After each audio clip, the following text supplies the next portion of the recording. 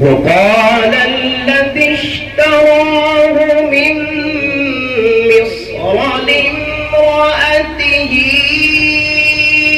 أكرمي مثواه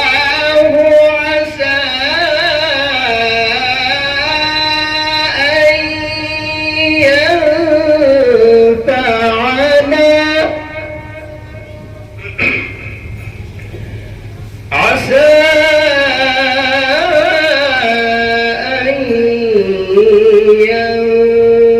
ينفعنا أو نتخذه ولدا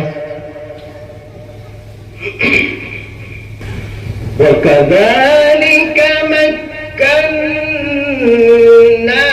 ليوسف في الأرض ولنعلمه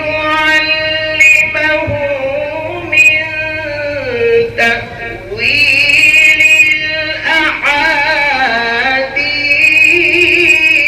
الأحاديث